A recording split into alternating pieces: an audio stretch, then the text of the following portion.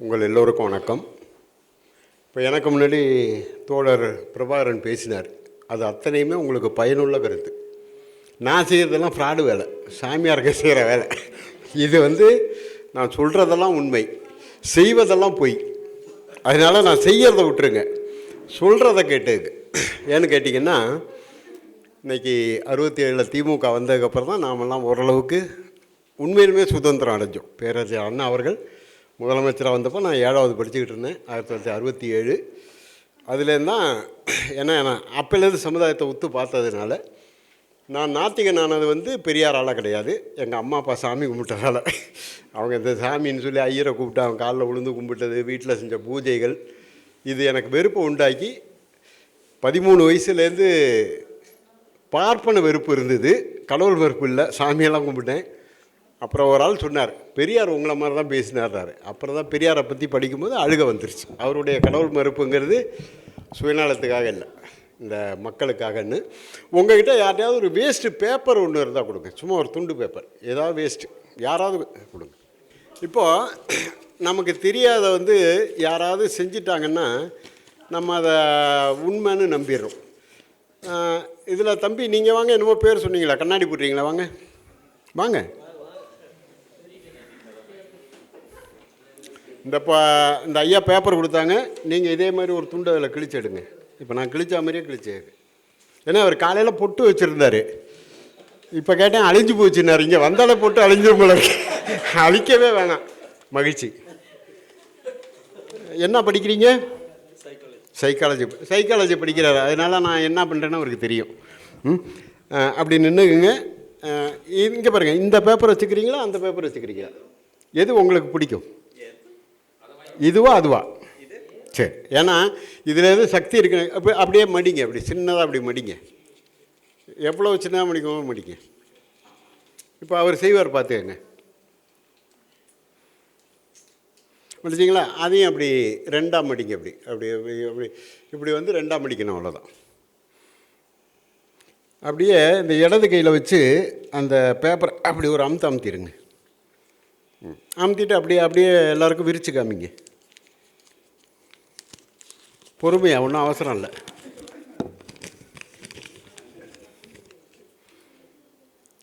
ஐயா, அவங்களுக்கு காமிங்க. காலையில் பல் தேய்ச்சிங்களா? பல் தேய்ச்சா பழிக்காது, பல் தேய்க்கக்கூடாது. இப்போது அவர் ஐயா கொடுத்த பேப்பர் தான். அவர் ஒரு பிட்டு கிழிச்சிக்கிட்டார், நான் ஒரு பிட்டு கிழிச்சிக்கிட்டேன். நான் சட்டைக்குள்ளேயோ ஜிப்பாக்குள்ளேயோ கை விட்டு எதையும் எடுக்கலை. இப்போ இதை நான் ஒரு மரத்தடியில் உட்காந்து செஞ்சேன்னா எனக்கு வருமானம் ஒரு நாளைக்கு 1 லட்சம் ரூபா. பக்கத்தில் ஏதோ ஒரு கோயில் இருக்கணும், அது அல்லா கோயிலாக இருந்தாலும் சரி, இயேசு கோயிலாக இருந்தாலும் நம்ம கோயிலாக இருந்தாலும் சரி. சாய்பாபா வெறுங்கையில் விபூதி எடுத்தாருமா, தங்க மோதிரம் எடுத்தாருமா, எல்லாம் இதே டெக்னிக் தான். இந்த நிகழ்ச்சிக்கு பேர் நீங்கள் உட்காரலாம், அப்புறமா கூப்பிடும் வாங்க. வர்றது கஷ்டம்தான். இதை நான் எப்படின்னு சொல்கிறேன், ஏன்னு கேட்டிங்கன்னா, இந்த நிகழ்ச்சிக்கு பேர் மந்திரமில்லை தந்திரமே. இனிமேல் ஒருத்தர் செஞ்சானா நீங்கள் அங்கே நின்று உங்கள் நேரத்தை வீண் பண்ணக்கூடாது. தயவு செஞ்சு அங்கே போய் கலாட்டா பண்ணி அவனை அடிச்சிடாதீங்க. அதெல்லாம் ஏற்றுக்கிற பக்கம் நம்ம மக்கள்கிட்ட இல்லை. அதனால புரிஞ்சுக்கங்க. இந்த பாருங்கள், இதோட விலை 20 ரூபா தான், வெறும் 20 ரூபா. இதுக்குள்ள இந்த மோதிரத்தை போட்டுக்கலாம். போட்டுட்டு இப்படி ஆட்டினீங்கன்னா ஆட்டிக்கிட்டே இருப்பான் சாய்பாபா. காரணம் தெரியக்கூடாது. அப்படியே உருவி இப்படி கொட்டுவான், மோதிரம் கையில் கொடுத்துருவோம், இதை மாட்டிக்குவான். இவர் சுவாமி கையில் இப்போ இப்படி காமிச்சேன்னு வைங்க, இந்த விரல் எனக்கு தான் தெரியும், உங்களுக்கெல்லாம் தெரியாது. இப்படி தான் காமிப்பேன். தங்க மோதிரம் வந்துருச்சும்மா. இதில் விபூதியை கொட்டிக்குவான், இப்படியுமா விபூதி வரும். மஞ்சள் கொட்டிக்குவான், மஞ்சள் எது கொட்டமோ வரும். இந்த பாருங்க, அவர் ஐயா கொடுத்த பேப்பரை இதுக்குள்ளே தான் திணிச்சு வச்சுருக்கேன். நான் இங்கே வந்தவுடனே ஒரு 500 எடுத்து அதுக்குள்ளே மடித்து வச்சுட்டேன். மடித்து வச்சுட்டு இந்த பேப்பரை உள்ள தள்ளிட்டு அந்த பேப்பரை வெளியே எடுத்துட்டேன், அவ்வளோதான். இது இன்றைக்கி எத்தனை பேர் நம்புறான்னு பாருங்கள். நான் படிக்கும்போது சுந்தரம்னு எங்கள் ஊரில் ஒருத்தர் இருந்தார், பெரியார் தொண்டர். அவர் பையன் என் கிளாஸ்மேட்டு. சாய்பாபா அப்போ தான் அவனுடைய கோட்டையை விரிக்கிறான், 67. அவன் என்ன பண்ணிட்டார், இவர் அந்த பக்தர்களை கூட்டிகிட்டு சாய்பாபாட்ட போனார். பெரிய ஊதுபத்தி ஒன்று பண்ணார், காய் வெட்டி கட்டிக்கிட்டார். காவி துண்டை போட்டுக்கிட்டு சாய்ராம் ஊதுபத்தின்னு எழுதி கீழே வந்து ஒரு யானை வெடியை போட்டு சணல் கயிறு போட்டு நல்லா சுற்றிட்டார். சாதாரணமாக யானை வெடி வெடித்தா காதை கிழிச்சிரும். சணல் போட்டு சுற்றி ஊதுபத்தி மருந்து வச்சு காய வச்சுக்கிட்டு, சுவாமி உங்கள் பேரில் ஒரு ஊதுபத்தி கம்பெனி ஆரம்பிச்சிருக்கேன், ஆசீர்வாதம் பண்ணுங்கன்னாரு. நல்லா நடக்கும் போ அப்படின்ட்டு விரட்டிட்டான். இவன் கொளுத்தி வச்சுட்டான். கீழே வெடி இருக்கிறது எங்களுக்கு தான் தெரியும், அவருக்கு சாய்பாபாவுக்கு தெரியாது. கொளுத்தி வச்சு உபன்யாசம் பண்ணிட்டு தான் பாருங்கள். நீங்கள் கடவுளை நம்பினா உங்களுக்கு எந்த ஆபத்தும் வராமல் டூமில்னு வெடிச்சிருச்சு. வெடித்தா இந்த கேரளாவில் சுற்றின வெடிப்பில் இருக்குது. கேரளா பேப்பர்லாம் கீழே கிடந்தது. இந்த ஒரு 50,000 பேர் உட்காந்த பாருங்க, அடித்து பிடிச்சி வெளியே ஓடிவிட்டான். ஏதோ வெடி பிரச்சனைன்னு. முதல்ல ஓடினாலும் சாய்பாபா. கடவுள்னு சொன்னவன் முதல்ல ஓடிட்டான். அவன் பியெல்லாம் ஓடிட்டான். இவர் என்ன பண்ணிட்டார், அதுக்குள்ளே போய் மீசையெல்லாம் எடுத்துகிட்டு, ஏன்னா அடையாளத்தில் கொண்டு விடுவானுங்க, எல்லாம் செய்வானுங்க. மீசையை எடுத்துவிட்டு பேண்ட்டு சட்டை போட்டு வந்து நின்றுட்டு இருந்தார். என்ன அங்கே பிரச்சனைன்னாரு. என்னன்னு தெரில, வெடி வெடிச்சிருச்சுன்னா. அங்கேருந்து ஒரு கிரிமினல் வந்தான், மைக்கை பிடிச்சான். யாரோ தீட்டோட உள்ள வந்துட்டீங்க, அதனால் ஊதுபத்தி வெடிச்சிருச்சுட்டான். தீட்டுங்கிற 3 எழுத்து 50,000 பேரை திரும்ப கொண்டு வந்து உட்கார வச்சிருச்சு. அப்போ தீட்டுன்னா என்ன யோசனை பாருங்கள். இப்போ நான்லாம் சின்ன பிள்ளைல செத்த வீட்டுக்கிட்ட போகும்போது ஆஃப் ரவுண்டு அடிச்சுட்டு போவாங்க. அங்கே பக்கத்தில் யார்கிட்ட போனாலே தீட்டாயிடுமா. இன்றைக்கி பஸ்ஸில் போகிறோம், எத்தனை பேர் செத்த வீட்டுக்கு போயிட்டு வரவங்க இருப்பாங்க, ஹோட்டலில் போய் சாப்பிட்றோம். அப்போ தீட்டுங்கிறது எப்படி சாதிங்கிறத கண்டுபிடிக்க முடியாது, அது மாதிரி தீட்டுங்கிறத கண்டுபிடிக்க முடியாது. இப்போ நான் என்ன சாதின்னு உங்கள் யாருக்குமே தெரியாது. யாருக்கு தெரியும்னா நான் பிறந்த ஊரில் தெரியும். அதுதான் எங்கள் அப்பா, எங்கள் அப்பாவோட அப்பா, இதுதானே தவிர. இப்போ நான் ஒரு பூணூல் போட்டுக்கிட்டு ஐயர் இல்லை செட்டியார், கருப்பாக இருந்தால் செட்டியாருமா, சிவப்பாக இருந்தால் ஐயருமா. அதனால் தந்தை பெரியாரோட உழைப்பு கடவுள் மறுப்பை விட சாதி ஒழிப்பு தான். இப்போ நமக்கு இன்றைக்கி நம்மளை வித்தியாசப்படுத்துகிறதே சாதி தான். காரணம் என்னன்னு கேட்டிங்கன்னா 3% பார்ப்பான். இன்றைக்கி இருக்கிற 3%, 97% திராவிடர்கள் நம்ம. அது காஷ்மீர்லேருந்து கன்னியாகுமரி வரைக்கும் சொல்கிறேன். இந்த 97 பேர் ஒத்துமையாக இருந்தால் அது 3% பார்ப்பான் நான் உதப்போன்னு சொல்லிவிட்டு நம்மளை பிரித்து வச்சுட்டோம். இன்றைக்கி இலங்கையில் தமிழர் பிரச்சனை இருக்குது. இங்கே எத்தனை தமிழன் வருத்தப்பட்டாங்க. இதே ஒரு நாயுடு அடிங்க, நாயுடு சங்கம் கண்ணல் தெரிவிக்கும். கல்லர் சமுதாயத்தில் ஒருத்தன் அடிங்க, உடனே அந்த சங்கம் வந்து கண்டனம் தெரிவிக்கும். இப்படி நம்மளை பிரிக்கிறதுக்கு காரணம் பார்ப்பான். அவன் யார் மேலே பழிய போட்டான்னா கிருஷ்ணன் மேலே பழிய போட்டான். சதுர்வர்ணம் அயா சிஸ்டம், 4 வர்ணங்களையும் நான் தான் படைத்தேன். யார்? கிருஷ்ணன் சொல்கிறான். சரி, 4 வர்ணம்னா பிராமணன், சத்திரியன், வைசியன், சூத்ரன். அதில் முதலியார் இல்லையே, கல்லர் இல்லையே, கோமடி செட்டியார், நாட்டுக்கோட்டை செட்டியார்னு செட்டியாரில் ஒரு 300 வகை, முதலியாரில் ஒரு 30 வகை இல்லையே. அப்படின்னா அதெல்லாம் ஒவ்வொருத்தரும் கலந்து கலந்து பிறந்தது அப்படிங்கிறான். இன்றைக்கி ஒரு அயோக்கிய பெயர் சீமான்கிறவன் கலைஞரை வந்து சண்டாளன்னு சொல்லி ஒரு கிண்டல் பண்ணியிருக்கான். சண்டாளங்கிறது மிக மிக இழிவான சொல், மிக மிக கேவலமான சொல் சண்டாளன். மனு தர்மத்தில் என்ன சொல்கிறான்னா, ஒரு பிராமண பெண்ணை ஒரு தலித்து பையன் வலுக்கட்டாயமாக பிடிச்சி கற்பழிச்சிட்டான்னா அது பிறக்கிற பிள்ளை சண்டாளன். சண்டாளன் வந்து உடைந்த பானை தான் வச்சுக்கலாம், வீடு நிலம்லாம் வச்சுக்கக்கூடாது. இவன் சொல்கிறான் கலைஞரை, வர கோபத்துக்கு என்ன பண்ணுறதுனே தெரியல, சண்டாளனுங்கிறான். உடைந்த பானையை வச்சுக்கலாமா. அவங்க என்ன வளர்த்தலான்னா நாயோ அல்லது கழுதையோ வளர்த்தலாம். நல்லா யோசனை பண்ணி பாருங்க தோழர்களே, நாயாலையும் கழுதையாலையும் நமக்கு எதாவது பயன் இருக்குமா? மனு தர்மம் எழுதி வச்சுருக்கான். சாதி ஒழிய வேண்டும் ஏன் அப்படின்னு ஐயா எழுதின சின்ன புத்தகம் இருக்குது, அதை வாங்கி படிக்க. அதில் இந்த சண்டாளன் யாருன்னு ஐயா கடைசி பக்கம் எழுதியிருப்பாங்க. பிரம்ம புராணம்ங்கிற புராணத்தில் இப்போ இருக்குது. பிரம்ம புராணம் வாங்கினீங்கன்னா இந்த ஜாதி எப்படி, சேனியன் செட்டியார் எப்படி வந்தார், வாணியன் செட்டியார் எப்படி வந்தார், பத்தர் எப்படி வந்தார். பத்தர்லாம் ரொம்ப கேவலமாக எழுதியிருப்பான், 3ஆம் ஜாதி 4ஆம் ஜாதியாக எழுதியிருப்பான். அதனால தான் ஐயாவுடைய நோக்கம் வந்து சாதி ஒழியணும் அப்படின்னு சொல்லி. இப்போ என் ஊரில் நான் என் கோயிலுக்குள்ளே போக முடியாது, அதே நான் திருப்பதி போகலாம், சபரிமலை போகலாம். காரணம் என்னுடைய சாதி அங்கே கண்டுபிடிக்க முடியாது.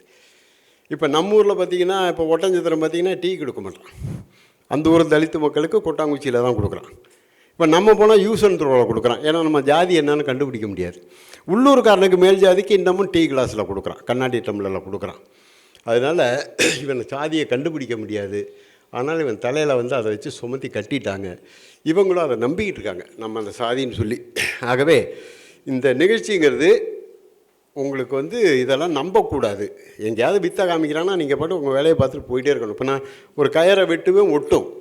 உங்களோட சிந்தனை என்ன, வெட்டினா என்ன, ஒட்டினா என்ன, என்னுடைய வேலை இதுவா, இப்படி நீங்கள் போகணும். அதுக்காக நீங்கள் வாங்க தோழர், உங்களை தான் இந்த கயிறை முதல்ல இழுத்து பார்த்தேங்க. ஒரு கயிறா எங்களை நம்பாதீங்க. இப்போ நான் ஒன்றேன்னு உங்களுக்கு 500 சொல்லிட்டேன், பாக்கியெல்லாம் சொல்ல மாட்டேன். உங்களுக்கு தேவைப்படுறத கேளுங்க, சொல்கிறேன். ஒரே கயிறா? உங்கள் பேர்? கௌரி சங்கர். ஹோட்டல் வேறு நிறையா இருக்குது. கத்திரிக்கோள் வெட்டுதான்னு பாருங்கள். வெட்டுது இல்லையா? இப்போ என்ன பண்ணுறீங்கன்னா, ஒன்றும் இல்லை, நடுவில் வெட்டுங்க, சென்டரில் வெட்டுங்க. இப்போது எத்தனை துண்டாக வெட்டியிருக்கீங்க? 2 துண்டாக வெட்டியிருக்கீங்க இருக்கா? இந்த மேலே 2ஐயும் ஒரே அளவாக வச்சுக்கிறேன். கீழே ஒரே அளவாக இல்லை போல இருக்கு. நான் சரியாக காமிக்கலை. நான் சொன்ன இடத்துல வெட்டிட்டீங்க. 2ஐயும் ஒரே அளவாக வெட்டுங்க. பிடிச்சி 2ஐயும் ஒரே அளவாக வெட்டுங்க. அதுக்கு முன்னாடி ஒன்று பார்த்துங்க, மேலே வந்து 2 ஒரே அளவாக இருக்குது இருக்கா? அதே மாதிரி கீழே வெட்டணும், அவ்வளோதான். பொறுமையாக வெட்டுங்க. நான் ஏமாற்றுவேன், நீங்கள் ஏமாறக்கூடாது. இதுக்கு மேலே ஒன்றும் சொல்ல முடியாது. ஏன்னா மேலே பார்த்துக்கிறாரு, சரியாக இருக்கான்னு பார்த்துக்கிறாரு. இல்லை, அதுதான் தேவை. என்ன படிச்சிருக்கீங்க?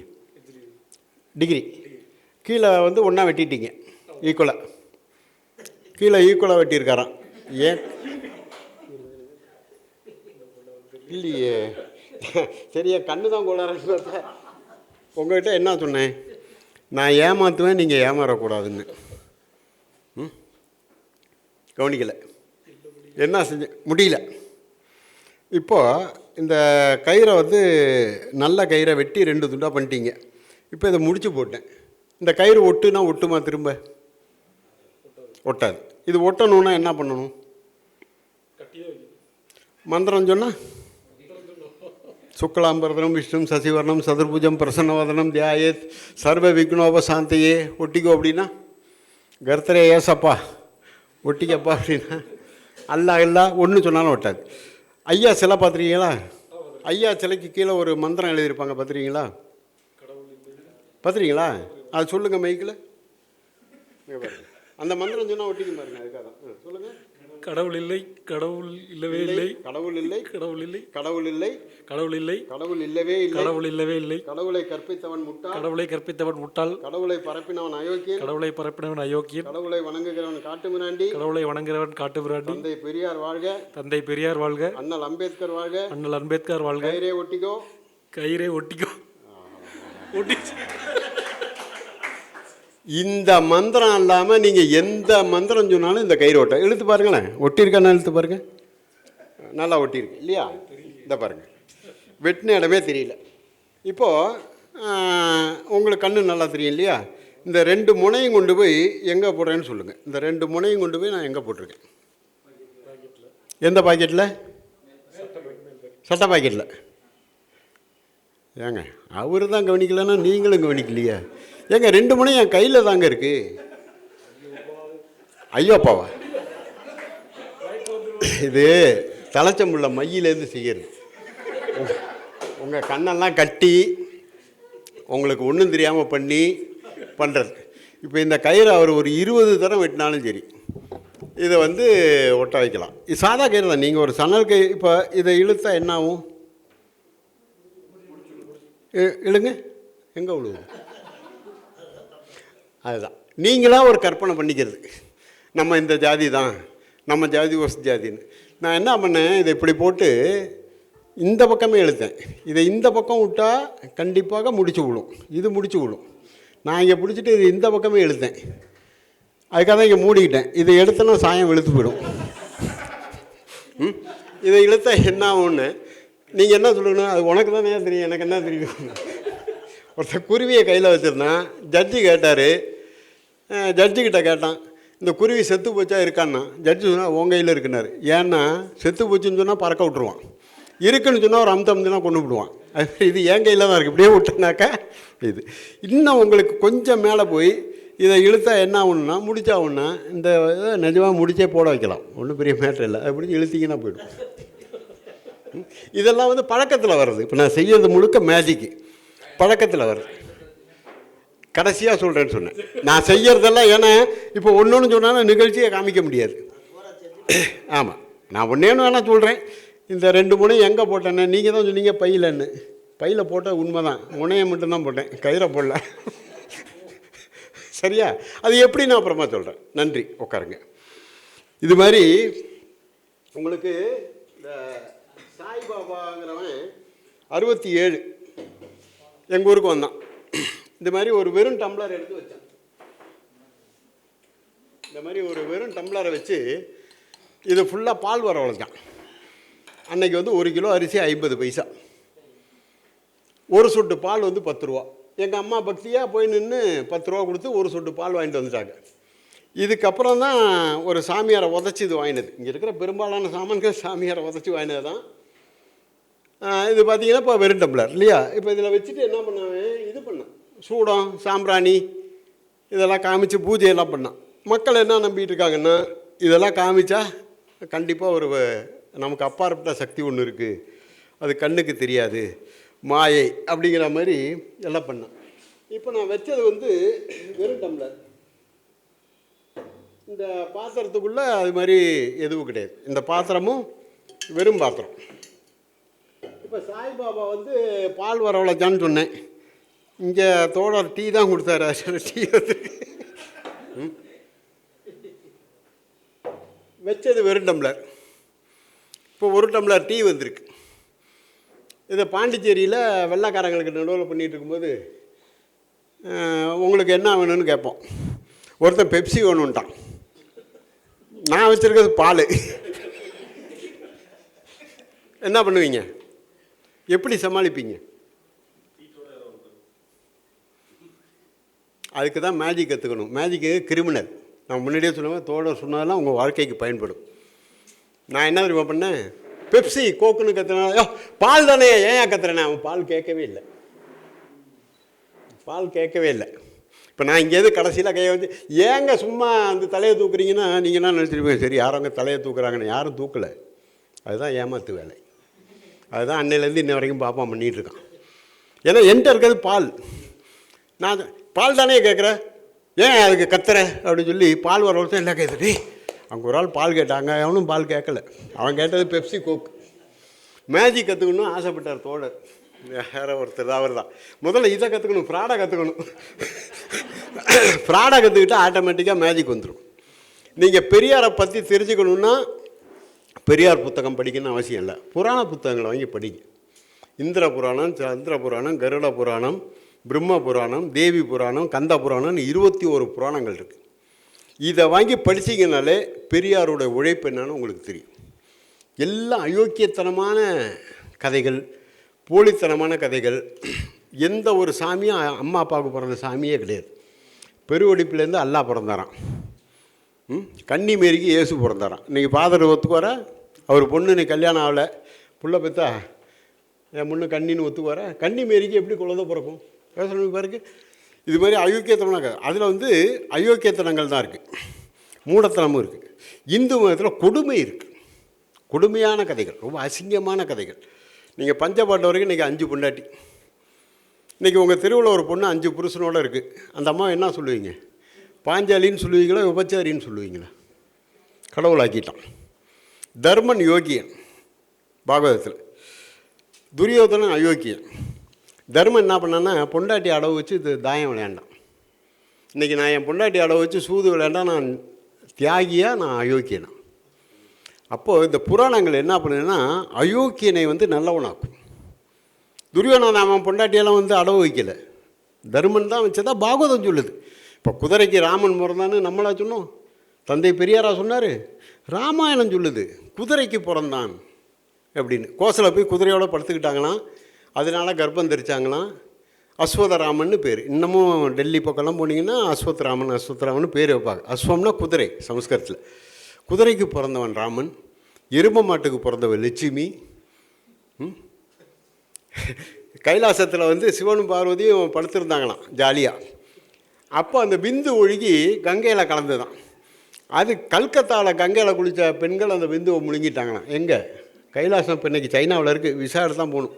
அங்கே ஒழுகினதாக கல்கத்தாவில் சாப்பிட்டு அந்த 6 பெண்களும் கர்ப்பம் ஆகிட்டாங்களாம். வாய் வழியாக போய் கர்ப்பம் ஆகிட்டாங்களாம்.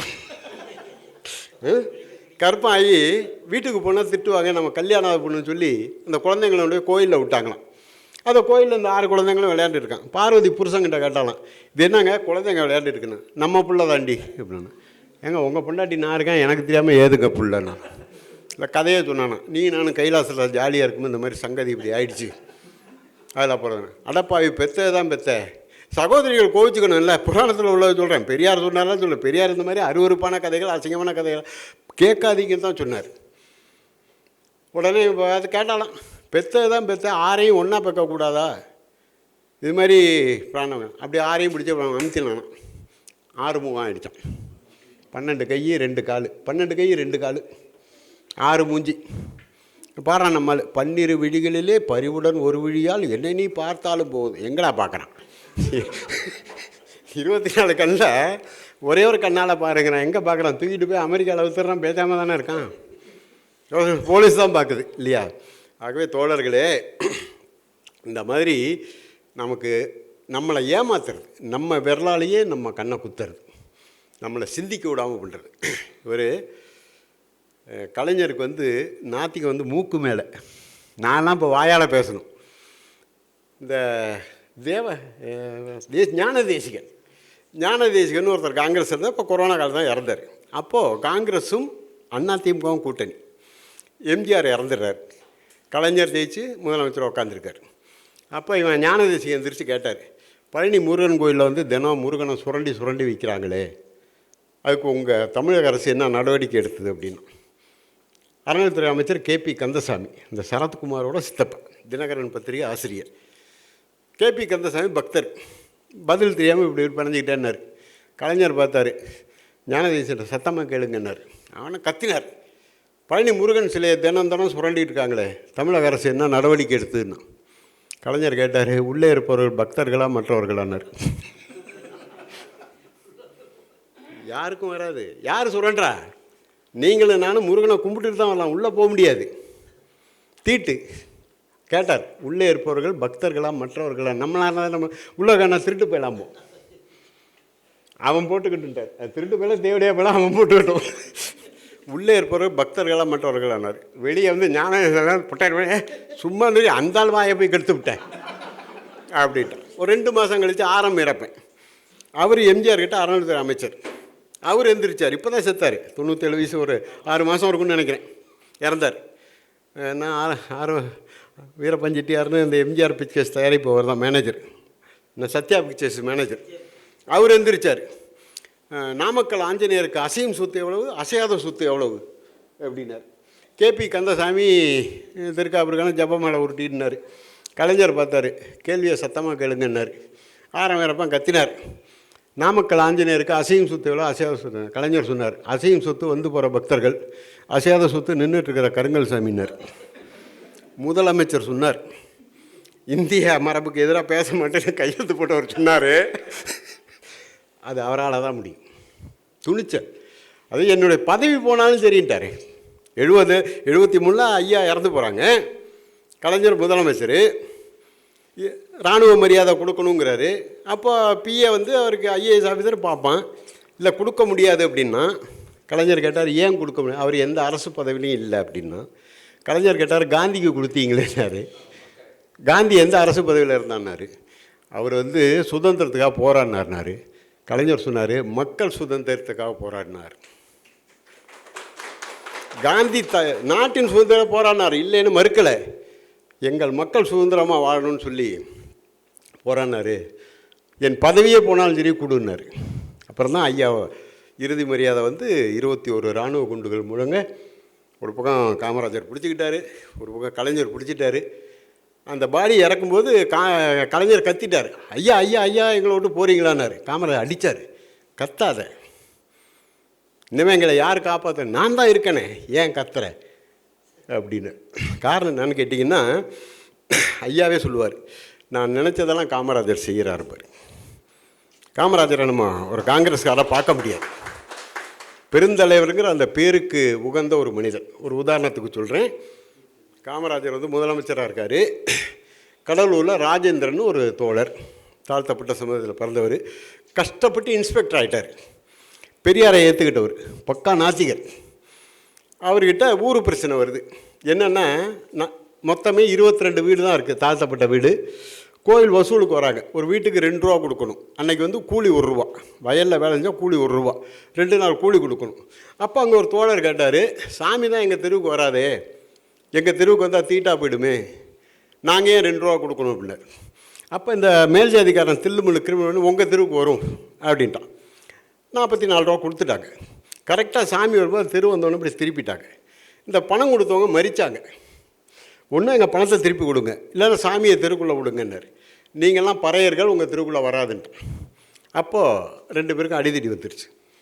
ராஜேந்திரன் இன்ஸ்பெக்டர், பெரியாரை ஏற்றுக்கிட்டவர், அவர்கிட்ட வந்தானே அவர் சொல்கிறாரு, உங்கள் பிரச்சனையை சாமிகிட்ட போய் தீர்த்துங்கன்ட்டார். அவனும் கத்தி அருவாள் எடுத்து வெட்டி கடவுளூர் ஆஸ்பத்திரியில் ஒரே ரத்த காயம்.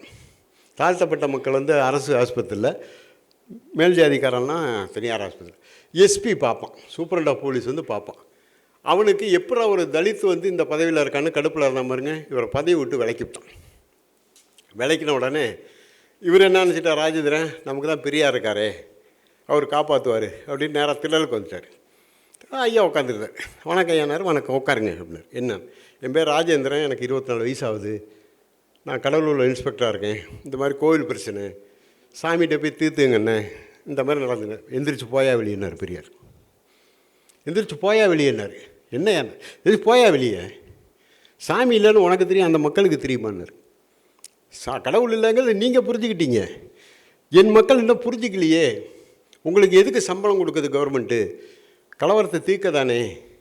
கலவரத்தை உண்டு பண்ணிவிட்டு வந்து என்கிட்ட சொல்கிறீங்களா, உங்களுக்கு வெக்கமா இல்லை அப்படி சொல்லிட்டு ஒரு வார்த்தை சொல்கிறார் பாருங்கள். ஏன்பா நீங்கள்லாம் அங்கே போய் உட்கார்ந்து தான் இவ்வளோ கஷ்டப்படுறேன், அங்கே போனதுக்கப்புறம் சாமி கும்பிடுவாங்க, நடித்து தொலைங்களேன்னார். இது வரைக்கும் எல்லாம் நடிக்கிறான்ல, உங்கள் பதவியை காப்பாற்ற தெரியலையா, என்னையா பிள்ளைங்க நீங்கள் என்னார். சிந்திச்சு பாருங்கள் தோழர்களே, நீ அங்கே போய் உட்காந்துட்டு இன்ஸ்பெக்டர் சாமி கும்பிட நடித்து தொலைய, உன் பதவியை காப்பாற்று, அப்போ தான் உன் பிள்ளை அந்த பதவிக்கு வருவாங்கிறார். அவர் வேதனைப்பட்டு போகிறாரு. போனோடனே இவர் காமராஜர் ஃபோன் பண்ணுறாரு, ஐயா ஒரு உதவினார். காமராஜர் சொன்ன உதவியெல்லாம் கிடையாது, கட்டளை தானார். கட்டளை தானார். இந்த மாதிரி அந்த பையன் அவசரப்பட்டு செஞ்சிட்டாரு, ஏதாவது உதவி பண்ணுங்கன்னார். இவர் திரும்ப கடலூர் போகிறதுக்குள்ளே காமராஜர் அவருக்கு பதவி போட்டு கொடுத்தார். அதுக்காக தான் சொல்கிறேன், ஐயா மனசில் நினச்சார், அந்த அதிகாரத்தை வச்சு எப்படி அண்ணா அவர்கள் செஞ்சாங்களோ அதே மாதிரி பெருந்தலைவர் காமராஜும் செஞ்சார். இப்போ இந்த பாட்டில் வந்து மூடி போட்டிருக்கு, இதை திறந்தாலும் இதுக்குள்ள அந்த 10 ரூபா போகாது. இது சொல்லித்தரேன், நீங்களே செய்யலாம். இப்போ இந்த வழியாக தான் போனாலும் இந்த வழியாக போகும், 1 2 3 போகல அப்படின்னா பார்த்தீங்கன்னா கரெக்டாக உள்ள போகும். இப்போ நீங்கள் அதை திறந்தாலும் இந்த காசை வந்து எடுக்க முடியாது. எப்படி போச்சு? சைட்லையா காமிங்க, வாங்க எடுத்து காமிங்க. இது காரணம், இப்போ அவர் சொன்னத உண்மை. இந்த சைடில் ஓட்டேன், நான் ஒரு 10 ரூபாய் இங்கே முன்னாடியே வச்சுட்டேன். அப்படி இதுக்கு பிஞ்சு போச்சு லேபிள், அதனால சாயம் விழுத்துருச்சு, வேற ஒன்றும் இல்லை. இப்படி வச்சுட்டு இப்படி வச்சு இந்த கட்டவெல்லாம் உள்ள தள்ளுறது தான். இந்த காலை இப்படி வச்சு இதுக்குள்ளே தள்ளுவேன். உங்களுக்கு இப்படி ஆட்டும்போது இது சேஃப்டியாக இங்கே இருக்கும். அப்புறமா நான் இதை எடுத்துக்கணும்னு வச்சுக்கேன். இந்த மாதிரி இப்போ உங்கள் 10 ரூபா இதுக்குள்ளே போயிடுச்சு. மைக்கிட்ட பேச என்னதான் காதில் விழுவுதில்லை. ஏங்க ஒரு ரெக்கார்ட் ஆகாதா? அது வேறையா? உங்களுக்கு இந்த கோயம்புத்தூரில் ஒரு 32 வருஷம் இந்த பால் பாட்டில் அமெரிக்காவிலேருந்து வந்தது. இதனுடைய விலை வரும் 10 ரூபா. இந்த காந்திபுரம் பஸ் ஸ்டாண்டு ஒரு பிள்ளையார் கோயிலுக்கு பாருங்கள், அவங்க ஒரு பார்ப்பான், பிள்ளையார் பால் குடிக்கிறாரு அப்படி சொல்லி. உங்களுக்கு தெரியுமா தோழர்? ஏமாத்தலாம். அன்றைக்கி தட்டில் விழுந்த காசு 6 லட்சம் ரூபா. 6 லட்சம் 32 வருஷம் முன்னாடி. காரணம் என்ன? இந்த பிள்ளையார் என்னைக்கிடா பால் குடித்தார், பிள்ளையார் கொழுக்கட்டை தானே தின்னார். சிந்திக்கிற அறிவு இன்றைக்கும் கிடையாது மக்களுக்கு. அப்போ அன்றைக்கி கிடையவே கிடையாது. இப்போது பிள்ளையார் பொம்மை பால் குடிக்கும்போது தட்டில் காசு போட்டான். இந்த வண்டு பொம்மை, இந்த வண்டு பொம்மை இந்த பாலை குடிச்சதுன்னு வைங்க, யாராவது 5 பைசா போடுவானா? அங்கே பாரு வண்டு பொம்மை பால் குடிக்குதுமா, அதே மாதிரி பிள்ளையார் பொம்மை பால் குடின்னு சொல்லிட்டு போங்களேன். என் கேள்வி அதுதான். மணி என்னன்னா சொல்லுவேன், ராஜன் அந்த வண்டு எடுங்கம்பாரு. நான் மறந்தா கூட வண்டு எடுங்கம்பாரு. இப்போ இந்த வண்டு பொம்மை பால் குடிச்சது, இந்த குடித்த பால் அப்படியே வெளியே அப்படியே கக்குன்னா அந்த ஒரு பாட்டில் பாலும் திரும்ப வந்துடும். சரி, இந்த பொம்மையில் எதாவது இருக்கான்னு சந்தேகப்பட்டால் நீங்கள் உங்களுக்கு சிம்பிளாக நான் சொல்கிறேன், ஒரு வீடியோவில் கூட போடுவேன், என் செருப்பு கூட பால் குடிக்கும்.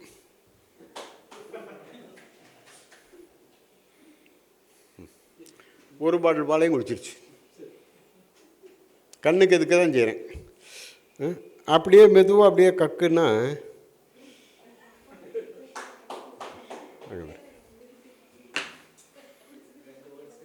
இப்போது பிள்ளையாரும் பால் குடிப்பார், என் செருப்பும் பால் குடிக்கும்.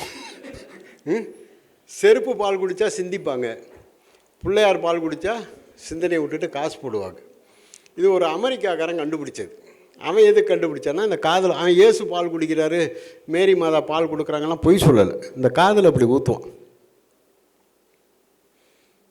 ஊற்றிட்டு இதுக்கு நல்ல பயிற்சி வேணும். நான் ஊற்றுறேன்னு நீங்கள் ஊற்ற முடியாது. இதுக்கு தான் உங்கள்கிட்ட சீக்கிரம் சொல்லக்கூடாதுன்னு.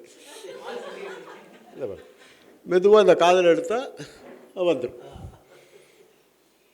இது இந்தியா விலைக்கு 10 ரூபாங்க இன்றைக்கி. இன்றைக்கி இது விலை 30 ரூபா. இன்றைக்கி வெறும் 30 ரூபா. இது உள்ளே இருக்க பால் கிடையாது. என்கிட்ட 6 வருஷமாக இருக்குது. பால் காலையில் வச்சா சாயங்காலம் கட்டு போயிடும். இது உள்ள பெனாயில், வெள்ளை பெனாயில். 2 பாட்டிலு, ஒரு பாட்டில் அதுக்குள்ளே ஒரு லேயரு. இதை இப்படி சாய்ச்சிங்கன்னா அந்த கெமிக்கல் அந்த மூடிக்குள்ளே போய் ஊற்றிக்குது. இப்படி சாய்ச்சிங்கன்னா இது சும்மா ஒரு பேப்பர் நூல் அளவுக்கு பழைய பாட்டில் இங்கே ஓட்டையே போட்டிருப்பேன், உங்களுக்கு தெரியும். அதில் கத்திரிக்கோலை விட்டு காமிப்பேன். இதை பாருங்கள், இப்போ அதுக்குள்ளே இருக்குது. சும்மா இப்படி ஊற்றிட்டு இதை எடுத்து இந்த காதை நான் புத்திக்கிறது, என்னமோ நிஜமாக உள்ளே போன மாதிரி. அப்போ என்ன நினைப்பீங்க, சரி பாரு காதை புத்திக்கிட்டாரு, பால் இங்கே வந்துடும், வராது. இதுக்குள்ளே இருக்குது. திரும்ப இந்த காதில் வச்சு இப்படியே மெதுவாக நிமிஷம் நிமித்தும் போது திரும்ப வந்துடும். இப்போ உங்களுக்கு அங்கேருந்து பார்க்கும் என்ன தெரியும், ஒரு பாட்டில் பால். இதை வச்சு ஒருத்தன் பிள்ளையார் குடிக்குதுன்னு சொல்லி ஏமாற்றினால் அவன் யோக்கியனா அயோக்கியனா? என்னுடைய கேள்வி தான். ஐயர் பொய்யே சொல்ல மாட்டார், ரொம்ப நல்லவர். நான்லாம் 1ஆவது படிப்பு 1960 ஆனாவன் நாட்டையில் இவன் தச்சன். யார் இவன்? இவர் கிடையாது. இவன் தச்சன் மரவேலை செய்கிறான், இவன் ஆசாரி நகை வேலை செய்கிறான், இப்படி எல்லாரையும் போட்டிருப்பான். இவன் குயவன் மண்பாண்டம் செய்கிறான். இதெல்லாம் நான் படித்த புஸ்தகம். எல்லாரையும் போட்டு கடைசியில் ஒரு குடுமி பாப்பனை போட்டிருப்பான், இவர் ஐயர் மிகவும் நல்லவர். அப்படின்னா என்ன அர்த்தம்? மேலே இருக்கலாம் அயோக்கியம் தானே அர்த்தம். யோசனை பண்ணி பாருங்கள். நம்ம சமைக்கிறதுக்கு ஒருத்தர் மண்பாண்டம் பண்ணி தராரு, இவன் குயவன் மண்பாண்டம் செய்கிறான், இவன் தச்சன் மரவேலை செய்கிறான், எல்லாம் போட்டு நம்மளை ஏமாற்றி பிழைக்கணும் பாருங்க. அவனை போட்டிருப்பான், படத்தை போட்டு அதை சைடில் போட்டால் தான் குடுமி திரின்னு அந்த ஐயரை சைடில் போட்டிருப்பான், இவர் ஐயர் மிகவும் நல்லவர். இன்னும் அயோக்கியத்தனம் பாருங்க. எல்லாம் படித்தோம். ஐயா தான் காமராஜர் எடுத்துகிட்டு போனார். என்னையா அது கொடுமைன்னாரு காமராஜர்கிட்ட. என்ன தாங்க போடுறேன், இவன் பாப்பான் தர்பப்புள்ள பிடுங்குறான்னு எழுது. உச்சகட்டம் கோவம். காமராஜர், இவன் பாப்பான் தர்பப்புள்ள பிடுங்குறான்னு எழுதியா அப்படின்னாரு. காமராஜர் பார்த்தார், ஆனாவன் நாட்டையும் எடுத்துட்டார். அயோக்கிய பயலுக்கு. இன்றைக்கி நம்ம தோழர்கள் டெல்லியில், பாம்பேயில், துபாயிலலாம் இருப்பாங்க, அமெரிக்காவில் இருப்பாங்க. அவங்க அப்பா செத்தது இங்கே தமிழ்நாடாக இருக்கும். அங்கே ஒரு பாப்பானை கூப்பிட்டு எங்கள் அப்பாவுக்கு தவசம் கொடுக்கணுன்னா கேட்பான், அப்பா பேர் என்ன? சுப்பிரமணியம். இந்த மந்திரத்தில் அந்த பேரை சேர்த்துக்குவான், சுப்பிரமணியம் சுவாகா அப்படின்றவான். எப்படிறான்னா மந்திரத்தில் கண்டுபிடிக்கிறாங்கண்ணா. இப்போ ஒரு 15 முன்னாடி நான் இருக்கிற வீட்டிலேருந்து ஒரு 10 வீடு தள்ளி அவங்க அப்பாவுக்கு தவசம் கொடுத்தான். எனக்கு கூட படித்தவன் தானே வச்சுங்களேன். என்னடா அது பைத்தியகாரத்தனை, நீ நம்பலான்னா விட்றா, மந்திரத்துக்கு சக்திக்கு நான் நம்புகிறேன் அப்படின்னா. சரி உன் தம்பி பையன் காணா போனானே, கிடச்சானான்னு கேட்டேன். கிடைக்கலண்ணா, கண்டுபிடிக்க சொல்லுன்னு. அது எப்படின்னா மந்திரத்தில் நான் மந்திரத்தில் செத்தவனை கண்டுபிடிச்சி அரிசியும் பருப்பும் அனுப்புகிறான். அந்த மந்திரத்தில் காணா போன பையனை கண்டுபிடிக்க முடியாதானே? முடியாது. என்றைக்கு நம்ம அப்பா 16 முழம் வேட்டி கட்டினார், என்றைக்கு நம்ம அப்பா அங்கவஸ்திரம் போட்டார், வாங்கிட்டு போகிறானே. 13 வயசில் தான் எனக்கு முதல் நாத்திகம். எங்கள் தாத்தாவுக்கு தவசம் கொடுக்குறாங்க. ஐயருக்கு வேட்டி அங்கவஸ்திரம் வாங்கி கவரில் வச்சுருந்தாங்க. நான் மெதுவாக கவரை எடுத்துகிட்டு போயிட்டேன். எங்கள் தாத்தாவோட கையிலையும் ஜட்டி இருந்தது, அதை உள்ள வச்சுட்டேன். வச்சு தாம்பாளத்தில் வச்சுட்டு பேசாமல் உட்காந்துருக்கேன். படிச்சுக்கிட்டு இருக்கேன், 8வது படிச்சுக்கிட்டு இருக்கேன். ஐயர் என்ன பண்ணால், எங்கள் அம்மா எங்கள் அப்பாலாம் காலில் விழுந்து கும்பிட்டாங்க. கவர் எடுத்து போயிட்டான். கொஞ்ச நேரத்தில் அவன் அரிசி காய்கறி பசுமாடு கண்ணுக்குட்டியெல்லாம் எடுத்து போயிட்டான். லட்சுமி லட்சுமி எங்கள் அம்மா பேர் லட்சுமி. லட்சுமி இது என்ன கவரில் வந்து கைலியும் ஜட்டியும் இருக்குன்னா. நான் கூப்பிட்டேன், இங்கே வா. யாருக்கு அனுப்புகிறேன்? எங்கள் தாத்தாவுக்கு தானே. எங்கள் தாத்தா சாவரை மட்டும் இதுதான் கட்டிகிட்டு இருந்தார். இந்த கைலி இந்த ஜட்டி உள்றப்பா 2 மாத்திரை இருக்குன்னு கவரில். இது என்னென்னா மாத்திரை மறந்து வச்சுட்டார், அதுக்குள்ளே செத்துட்டார், இதையும் சேர்த்து அனுப்பு அப்படின்னு. 1968 நான் செஞ்சது. அப்போல்லாம் எனக்கு பெரியார் யாருன்னே தெரியாது. அடி வீட்டில் சரியான அடி. அப்பா தனியாக அடி, அம்மா தனியாக அடி. நான் சொல்கிறத அவங்க சிந்திக்கலை. அப்போது செத்து போன எங்கள் தாத்தாவை கண்டுபிடிக்கிறவன் ஏன் காணா போன என் மௌனை கண்டுபிடிக்க மாட்டேங்கிறான்? இது யார் தந்த புத்தி? இவர் தந்த புத்தி. கேளுங்கடான்னார். கேளுங்க, அவன் எது சொன்னாலும் நம்புறீங்களேன்னார். நாங்கள் சொல்ல தோழர்களே, நான் சொல்கிறேன்னு நீங்கள் பெரியார் சொன்னார், நான் சொல்கிறேன்னு நம்பாதீங்க, உங்களுக்கு அறிவு இருக்குது, உங்கள் அறிவை கொண்டு சிந்தித்து செயல்படுங்கன்னார். நாங்கள் சொல்கிறது உங்களுக்கு சிரிப்பாக இருக்கலாம், வேடிக்கையாக இருக்கலாம், சிந்தனை பண்ணி பாருங்கள். அந்த அர்ச்சனை பண்ணும்போது கேட்பான், உங்கள் பேருக்கு பண்ணட்டுமா சுவாமி பேருக்கு பண்ணட்டுமா அப்படின்னு கேட்பான். இல்லை என் பேருக்கே பண்ணுங்க, உங்கள் நட்சத்திரம் சொல்லுங்கள் அப்படின்னா. அப்பாக்காரர் சொன்னார், மாவங்காரன் கேட்டான், ஏன்ப்பா உலகமே தெரிஞ்ச சாமிக்கு உங்கள் பேரும் நட்சத்திரமும் தெரியாதான்னா. இதுதான் அவருடைய அறிவு. ஏன்னா பையன் படிச்சிருக்கான். வெளியே வந்து அப்பாட்ட கேட்டான், என்னப்பா உங்கள்கிட்ட கேட்குறாரு பேர் நட்சத்திரமும், எல்லாம் தெரிஞ்ச சாமிக்கு உங்கள் பேரும் உங்கள் நட்சத்திரமும் தெரியாதான்னார். ஏன்னா இப்போ நாங்கள் மேஜிக் பண்ணும்போது சில இதெல்லாம் இந்த துண்டை ஏன் தொங்க விட்ருக்கேங்கிறீங்க, அங்கே சில பொருளை மறைச்சி வச்சுருக்கேன், நீங்களும் திரும்பியாக கழட்டி போட்டுறேன்னு கிடையாது. இது மாதிரி அவன் நம்மகிட்ட காசு வாங்கும்போது சும்மா வாங்காமல், நீங்கள் தவசம் கொடுக்கும்போது பார்க்கலாம், அது காலை இந்த பக்கம் மட்டும் உட்காருங்கோ, ஒரு 8 இலை போடுவான் அஷ்டதிக்கு பாலகர்களுக்கு. நீங்கள் வாங்கி கொடுத்த 5 கிலோ அரிசியை கரெக்டாக எடுத்து வைப்பான். நீங்கள் என்ன, ஐயோ ரொம்ப நல்லவர், அவர் கொண்டு போகிறன்னு நினச்சிக்கிட்டு இருந்தோம். அஷ்டதிக் பாலகர், இது இந்திரனுக்கு, இது சந்திரனுக்கு, இது யமனுக்குன்னு வைப்பான். எல்லாம் பண்ணிவிட்டு உங்கள் அப்பா பேர் என்ன? கோபாலகிருஷ்ணன்மா. அப்படியே மேற்க பார்த்து உட்காந்து 108 தடவை சொல்லுங்கம்மா.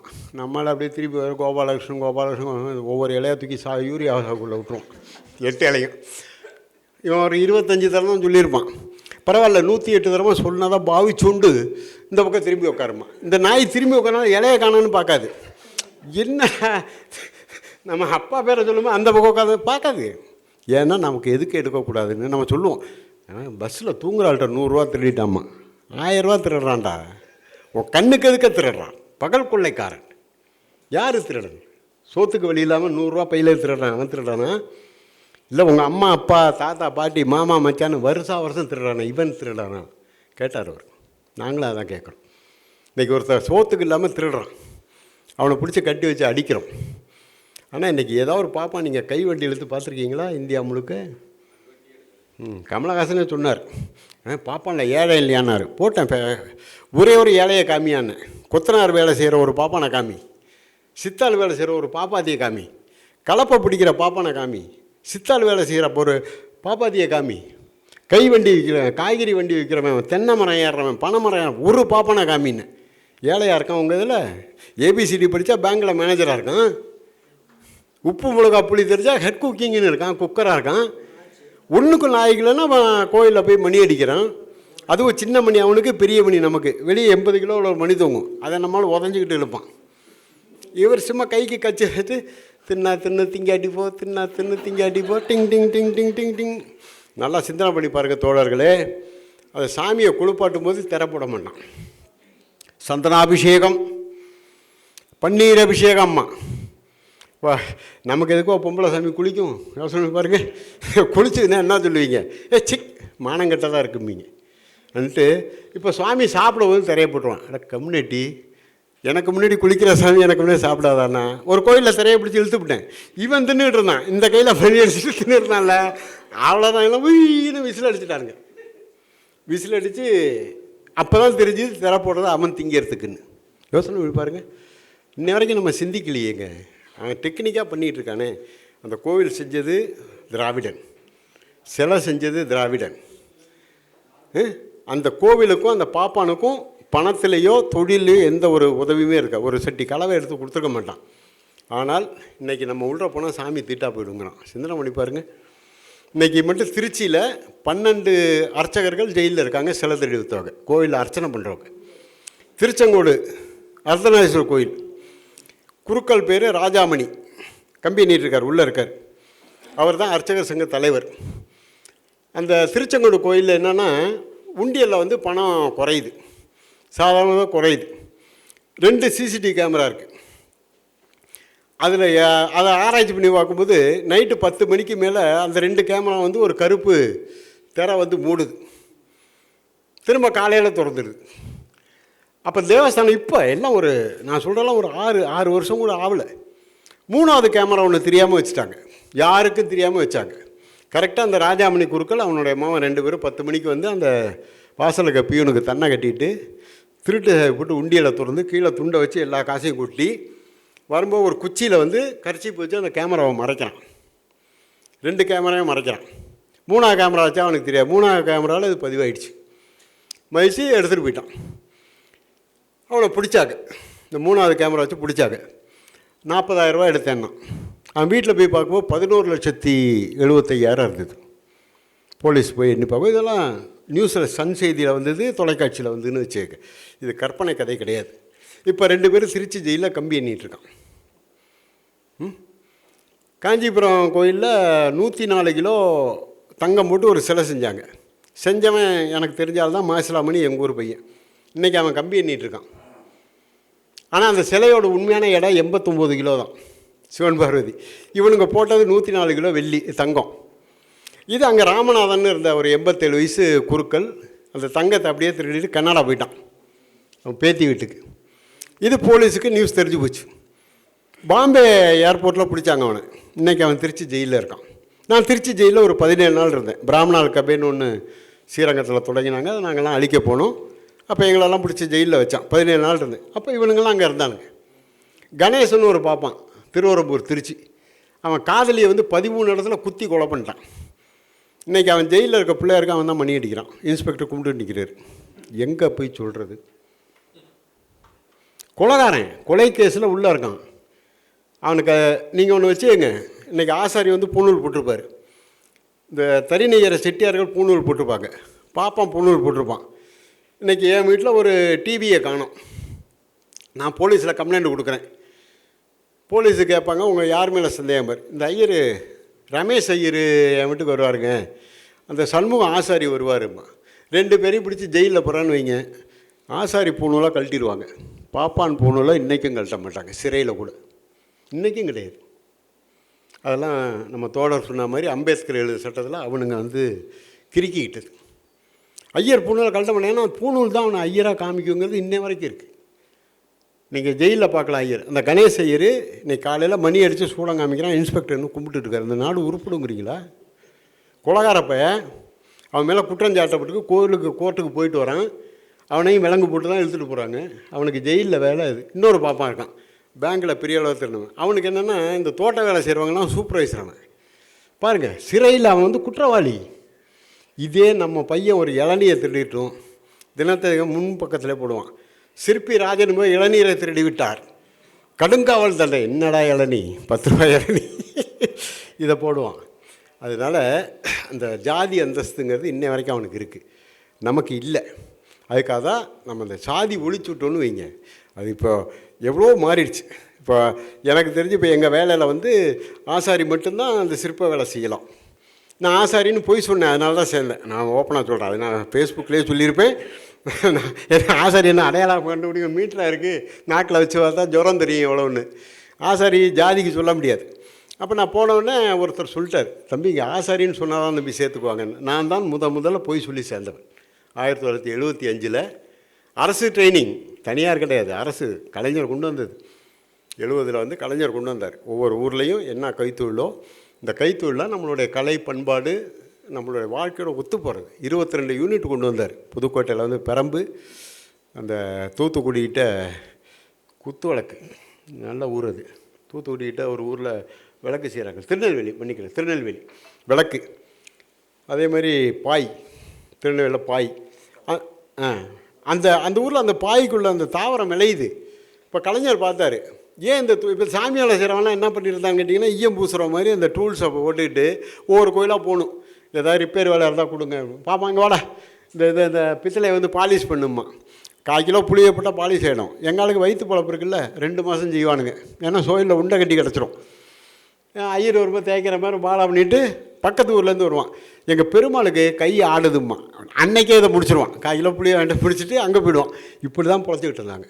கலைஞர் தான் தமிழ்நாடு கைத்திறன் வளர்ச்சி கழகம் அப்படின்னு சொல்லி 1970 ஆரம்பித்து அதுக்கு பூம்புகார்னு பேர் வச்சு தமிழ்நாட்டில் எத்தனை மாவட்டம் இருக்கோ அத்தனை மாவட்டத்துலேயும் ஷோரூம் இருக்குது. எத்தனை ஸ்டேட் இருக்கோ அத்தனை ஸ்டேட்லேயும் இன்றைக்கி பூம்புகார் இருக்குது. ஆந்திராவில் இருக்குது, கர்நாடகா இருக்குது, கேரளா இருக்குது, டெல்லியில் இருக்குது. டெல்லியில் வந்து அன்றைக்கி அந்த பில்டிங் 6 கோடி ரூபா 70 6 மாடி கலைஞர் தான் வாங்கினார். தமிழ்நாடு கவர்மெண்ட்டு பேரில் வாங்கி இன்றைக்கி அந்த பூம்புகார் அங்கே நடக்குது. இப்போ சாய்மலையில் கும்பகோணம், அதுதான் என் ஊர். அங்கே கோயிலுக்கு போய் நின்று வேலை கேட்டவங்களாம் இன்றைக்கி சொந்தமாக வீட்டில் உட்காந்து செய்கிறாங்க. செஞ்சு அந்த கோஆபரேட்டிவ் சொசைட்டி ஆரம்பித்தார், அதில் கொண்டு போய் கொடுக்குறாங்க. அந்த சில நேரம் பூம்புகார் போகுது, பூம்புகார் வெளிநாட்டு போகுது, இந்தியாவுக்கு பணம் வருது. இந்த மாதிரி ஏதோ ஒரு திட்டம் மற்றவங்க ஆட்சியில் போட்டிருக்காங்களான்னு பாருங்கள். பெருந்தலைவர் காமராஜர் போட்டார். பிஹெச்எல் திருச்சியில் பெல் இருக்குது, ராணிப்பேட்டையில் பெல் இருக்குது. இன்றைக்கி திருச்சி பில்லில் 50 லட்சம் பேர் வேலை செய்கிறாங்க. 50 லட்சம் பேர் வேலை செய்கிறாங்கன்னா 50 லட்சம் குடும்பம் பிழைக்குதுன்னு அர்த்தம். மனைவி மக்களோட அதை தான் பார்க்கணும். 50 லட்சம் பேருக்கு வேலை இல்லை, 50 லட்சம் குடும்பம் பிழைக்குது ராணிப்பேட்டையில். இது மாதிரி ஆர் வெங்கட்ராமன் இந்திரா காந்திகிட்ட தொழில்துறை அமைச்சர் இருக்கும்போது கூப்பிட்டார், இங்கே வா தமிழ்நாட்டுக்கு ஏதாவது செய் அப்படின்னாரு. ஏன்னா அவர் காமராஜர்கிட்ட இங்கே நிதி அமைச்சராக இருந்தவர் ஆர் வெங்கட்ராமன். தமிழ்நாட்டில் பிஹெச்எல் திறந்தார். இது மாதிரி கலைஞருடைய திட்டம் இந்த கலைகள் இருக்கிற வரைக்கும் அழியாது. அவரை நாங்களாம் தினம் நினைக்கணும். இன்றைக்கி கொண்டு போய் மவுண்ட் ரோடு பூம்பாரில் 80 லட்ச ரூபாய்க்கு செலவு கொடுத்தா எனக்கு பணம் கொடுக்குறாங்க. அதுக்குன்னு ஒரு டைரக்டர் இருக்கார், பார்ப்பார். சரி பொருள் நல்லாயிருக்கு, தகுதி இருக்குது அப்படின்னா கொடுக்குறாங்க. இதுக்கு முன்னாடி கிடையாது. 80 லட்சம் 8000 பார்க்க முடியாது. கோயிலில் பார்ப்போம், உண்டை கட்டி கொடுப்பான், அதை தின்னுபிட்டு அவன் சொல்கிற வேலையை செஞ்சுட்டு இருந்தது தான் 70க்கு முன்னாடி. இன்றைக்கி அப்படி இல்லை. அப்போது நம்மளுடைய வாழ்க்கை தரம் உயர காரணம் இந்த திராவிட முன்னேற்ற கழகம், பெரியாருடைய சீடர்கள். அண்ணா சொல்லுவார், நான் கண்டதும் கொண்டதும் ஒரே தலைவன் தந்தை பெரியார். என்னுடைய வாழ்நாளில் அவரோட நான் 18 வருஷம் இருந்தேன். அதுதான் என்னுடைய வாழ்வின் பொற்காலனார். எப்போ சொன்னார்னா, ஆப்ரேஷன் பண்ணும்போது 69. பிழைக்க மாட்டார் தெரிஞ்சு போச்சு. மூக்குப்பொடி போட்டு போட்டு போட்டு மூளையில் கேன்சர் வந்துருச்சு. ஐயா உட்காந்துருப்பார். அண்ணாவுக்கு வந்து வெள்ளியிலேயே மூக்குப்பொடி டப்பா கொடுப்பாங்க, பொடியொருப்பு. ஐயா என்னப்பா பண்ணுறீங்க, அந்த புல்லை தான் ஏதோ தெரியாமல் பண்ணிக்கிட்டு இருக்குன்னா நீங்கள் அதை ஊக்குவிக்கிறீங்களே, இன்னும் அவர் சாவணும்னு நினைக்கிறீங்களா, விட்டு தொலைங்க பாம்பார். இந்த பையில் மூக்குப்பொடி வச்சுருப்பார் திறந்தே. இப்படி பெரியார் தேவை இங்கே தேய்ச்சிக்குவார். தேய்ச்சிட்டு இப்படிம்பார், மூக்குப்பொடி இழுத்துருவார். அண்ணா பேசும்போது நீங்கள்லாம் பார்க்கறது கொஞ்சம் பேருக்கு வாய்ப்பு இருக்காது. ஏன்னா 69 ஆகிறார். இப்படி பேசுவார், 180 டிகிரி. மைக் அங்கே இருக்கும், இங்கே நின்றுக்குவார். இப்படிம்பார். பேச்சுனா பேச்சு நீங்கள் நினைச்சே பார்க்க முடியாது. கலைஞரும் அப்படி தான். அப்படியே போட்டு இறந்து போகிற ஆயிடுச்சு.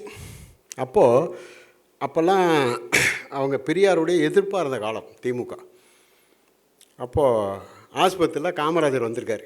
டாக்டர் ஊர், என்னப்பா அந்த பிள்ளைக்கு என்னப்பா, யாரை எதிர்கட்சி தலைவர் விசாரிக்கிறார், அந்த பிள்ளைக்கு என்னப்பா எதாவது கண்டுபிடிச்சிங்களா, உங்களெல்லாம் முடியலன்னா வெளிநாட்டிலேருந்து யாரையா கூப்பிட்டு பாருங்கப்பா.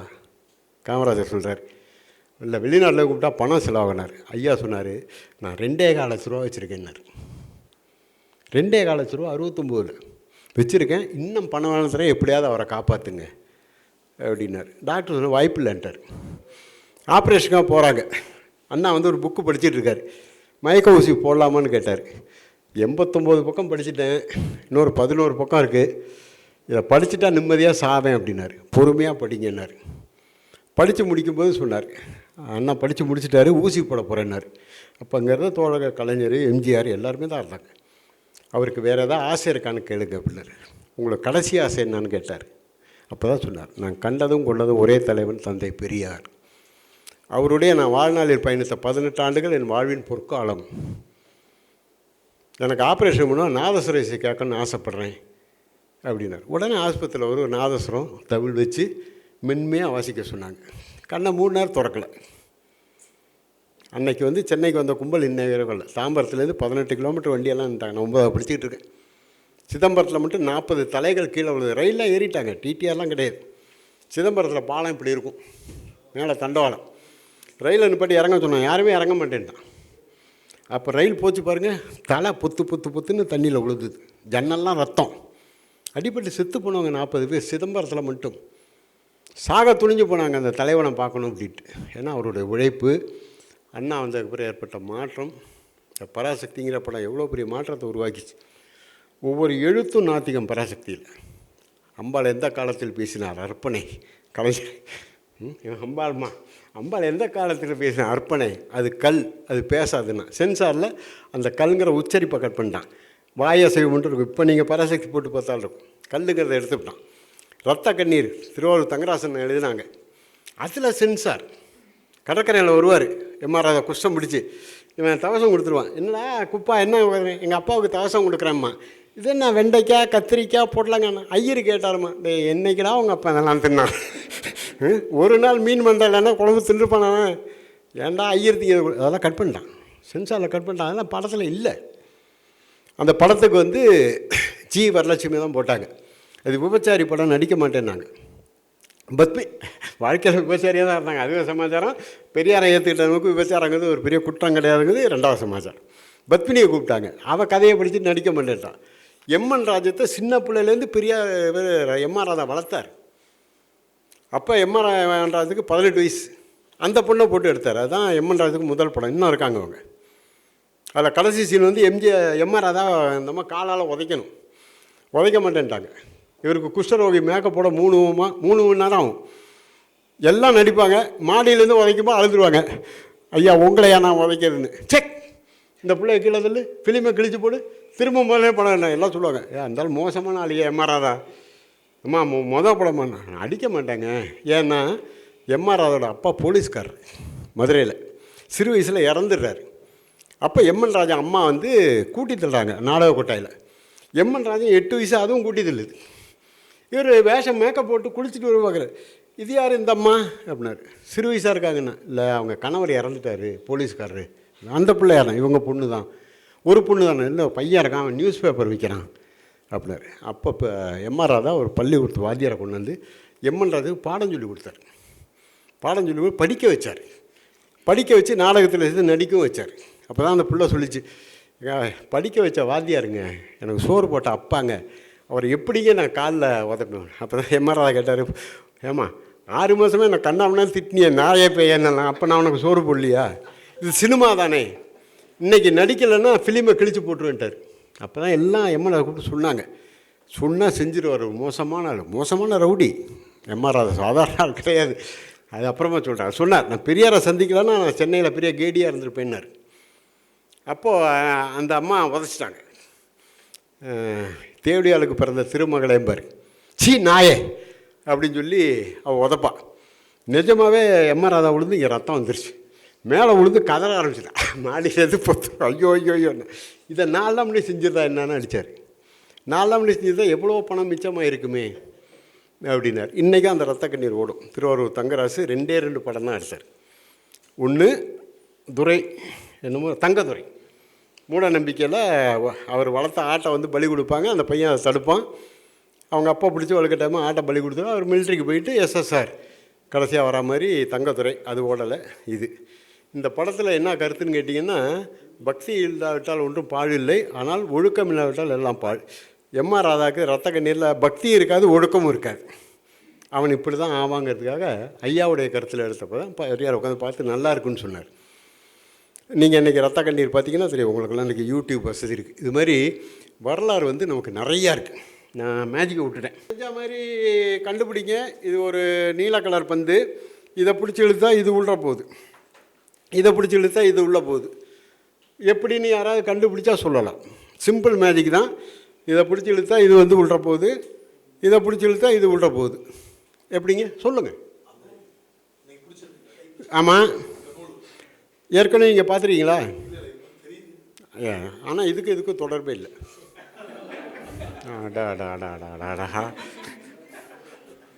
இப்போ ஒரு சாமி செத்து போச்ச போன வருஷம். என்ன சாமி? ஓம் சக்தி, ஆதிபராசக்தி. ஆதிபராசக்தி உள்ள போ இங்கே பாருங்க. ஐயே, இப்போ தெரில. ஆதிபராசக்தி இல்லை, ஈயம். சும்மா அதில் ஒரு ஈயம், அவ்வளோதான். வெயிட்டுக்கு தூண்டில் போடுவாங்கள்ல, அந்த ஈயம் அது இங்கே இருக்குது. அதே மாதிரி இதில் ஒரு ஈயம். இதுதான் ஆதிபராசக்தி. இப்படி வச்சுக்க வேண்டியது. இதை பிடிச்சி இப்படி இழுத்துட்டேன். இந்த கையை நிமித்தினா ஓடி போயிடும். இப்படியே வச்சுக்கிட்டு இதை இழுக்கும்போது இந்த கையை நிமித்துவேன், இதை இழுக்கும்போது இந்த கையை நிமித்துவேன். நீங்கள் நினச்ச மாதிரி தான் நானும் நினச்சேன். இல்லை, உள்ளே போ உள்ளே போ உள்ளே போ உள்ளே போ உள்ளே போ உள்ள மெதுவாக மெதுவாக போ போ அண்ணா. இதை இப்படி நிமித்தினால போயிடும், கண்டுபிடிச்சிருவாங்க. அதுக்காக என்ன இந்த கையை வச்சுட்டு உள்ளே போ மெதுவாக போ போ போ சொல்கிறேன்ல சொல்கிறேன் அப்படிங்கிறப்போ நான் சொல்லணும் ஒன்று. ஆனால் கையை தூக்கிட்டு இருக்கேன். இந்த ஈயம் பண்ணுற வேலை தான். இதே மாதிரி நான் செஞ்சது எல்லாமே நீங்களும் செய்யலாம். இந்த மந்திரக்கோள்னால் இதுக்கு பிளாஸ்டிக் குச்சி நினச்சிட்ருப்பீங்க. இப்போ இது மேலே வச்சேன்னு வைங்க, எரியும். இது எடுத்துட்டாக்கா எரியாது. வாங்க, நீங்கள் வாங்க வாங்க வாங்க. இதில் வச்சு எரிய வைக்க பாருங்கள், எரியுதான்னு பாருங்கள். வாங்க, கேமராவுக்கு வாங்க. நீங்கள் ஏதோ தப்பு பண்ணியிருக்கீங்க. என்ன தப்பு பண்ணீங்க? மந்திர கூட வைக்க நாங்கள் பாருங்கள். இப்படி வெடித்து எரியினா அப்படி எரியும். கையை எடுத்துகிட்டு அணைஞ்சிரும். ஓரளவு கண்டுபிடிச்சாச்சுன்னு நினைக்கிறேன்.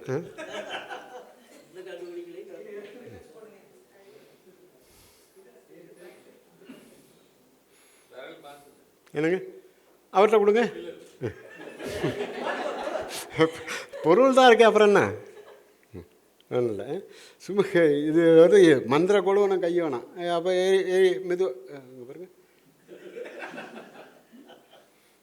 ஓப்பனாக சொல்கிறேன். இது நெகட்டிவ் பாசிட்டிவ். மோதிரம் இடித்தா எரியும், அவ்வளோதான். மோதிரத்தை எடுத்துகிட்டு அடிக்க மாட்டீங்களா? சரி, என்னையா ஒரு பேட்ரி இதை மோதிரத்தை வச்சா எரியும். அப்போ என்ன வேணும், இப்படி வச்சுட்டு குச்சி வைக்கும்போது மோதிரத்தை வைக்கிறது இப்படிங்கிறது. நான் குச்சி எடுத்தேன்னு வச்சுருக்கேன், விரல தான் எடுத்துருப்பேன். விரல வச்சா எரியும். எடுத்து உடலூரில் பண்ணிகிட்டு இருந்தேன். பெரிய பிடுங்கி கரண்ட்டு போயிடுச்சு. பல்பு வர சொல்லு. நான் இதை எடுத்தேன்ல, ஆள் ஆஃப் ஆகி உட்காந்துட்டான். என்னடா அது அப்படின்ட்டான். அப்போ இருட்டு, ஒரு 8:30 மணி. துரைச்சந்திரன் ஏற்பாடு. கண்ணாமலாம் திட்டிவிட்டான். பிடுங்கி கரண்ட்டு போயிடுச்சுல்ல, வெளிச்சம் வர சொன்னான். இதை எடுத்து இப்படி நல்ல எல்லாம் ஒரே கைத்தட்டல். அப்போ இது வந்த புதுசு, நான் சொல்கிறேன் 30 வருஷம் முன்னாடி. இது சும்மா இது உங்கள்கிட்ட மோதிரம் இருந்தால் உங்கள் பேனா இதை வச்சிக்கினாலே எரியும். இதை பாருங்க, இது 2 கனெக்ஷன் ஆகணும், அவ்வளோதான். நன்றி. வாங்க. ஆக வாங்க. உங்கள் பேர்? பொய் சொல்லுவீங்களா?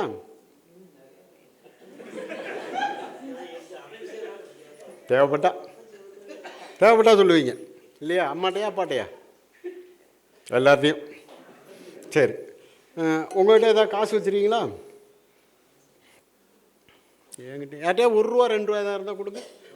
ஒரே ஒரு காசு பாப்பாட்ட கொடுங்க. வாங்குங்க, ஒரே ஒரு காசு கொடுங்க. ஏதாவது ஒரு ₹1 ₹2. அது என்ன காசு? பிடிங்க, இதுக்குள்ளே போட்டுருங்க. இது ₹1 ₹2 பாருங்கள். ₹2. சரி, பரவாயில்ல. ₹1 கேட்டால் ₹2 கொடுத்துட்டாங்க இல்லையா? இப்போது அப்படி போடுறேன்.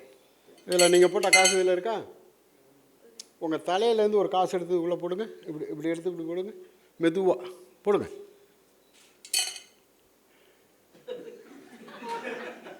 நான் என்ன சொன்னேன், பொய் சொல்லுவீங்களான்னு கேட்டேன்ல. இங்கே ஒரு காசு இருக்குது பாருங்கள், எடுத்து போடுங்க. மெதுவாக மெதுவாக இங்கே பாருங்க. நான் பொய் சொல்ல, அவங்க தான் எடுத்து போட்டுக்கிட்டு இருக்காங்க. இங்கே ஒரு காசு இருக்குது, எடுத்து போடுங்க. இங்கே பாருங்க.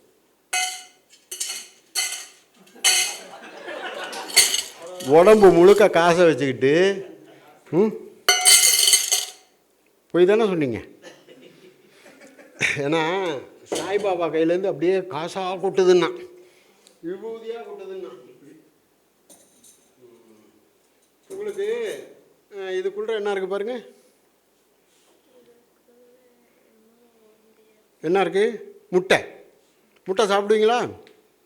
சாப்பிடுங்க. இப்போ எடுத்துருங்க. இப்போ சாப்பிடலாம். பிரியாணி சாப்பிட்டீங்களா? அப்புறமா சாப்பிடலாம். எடுங்க.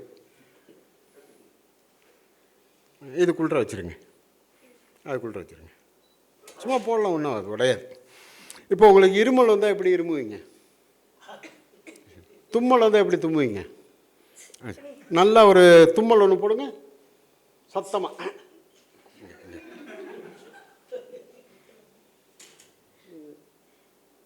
இருமல் தும்மல் போடுங்கன்னா முட்டை போடுறீங்க. தினம் போடுவீங்களா? தினம் போடுவீங்களா? இல்லை, இது என்னைக்கா ஒரு நாள் தான். ஒரு நாளைக்கு ஒன்றா நிறையா போடலாமா? ஒரு நாளைக்கு ஒன்று தான் போடுவீங்களா நிறையா போடுவீங்களா? இன்னும் ஒன்றே ட்ரை பண்ணுங்கள், ஒரு தும்மல் ஒன்று போடுங்க.